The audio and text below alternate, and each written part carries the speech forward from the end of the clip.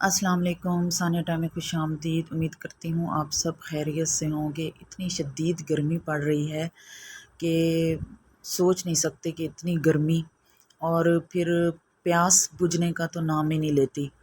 کبھی فالسے کا شربت پی رہے ہیں لوگ، اور کبھی نا آڑو کا، اور کبھی کون سے فروٹ کا شربت پی رہے ہیں، کبھی بوتلیں پی رہے ہیں۔ ان سب کسی سے بھی پیاس نہیں بجھتی۔ صرف پیاس اگر بجھے گی نا، وہ اس شربت سے بجھے گی جو یہ میں بنا رہی ہوں۔ یہ ہے گڑ کا شربت۔ اس کو گڑ کا شربت بھی بولتے ہیں، اور اگر دوسرے لفظوں میں کہا جائے کہ نا ہوم میڈ گنے کا رس، یہ گنے کا رس بھی کہلایا جاتا ہے۔ ٹھیک ہے، گڑ لیا ہے، اس کو میں نے نا گرینڈر میں ڈالا، اور پھر اس کے بعد اس میں لیمن نچوڑا، 3-4 پتے میں نے نا پودینے کے ڈالے، چٹکی برابر کالا نمک ڈالا، اس کو اچھے سے میں نے نا گرینڈ کر لیا۔ ٹھیک ہو گیا۔ اس کے بعد پھر میں نے نا اس کو ٹھنڈے پانی میں ڈالا، کیونکہ مجھے خود اتنی پیاس لگ رہی تھی کہ میرا گلا خشک ہو رہا تھا بار بار، اور میرا منہ خشک ہو رہا تھا، اور پانی جتنا پی رہی تھی میں کہ پیاس نہیں بجھ رہی تھی۔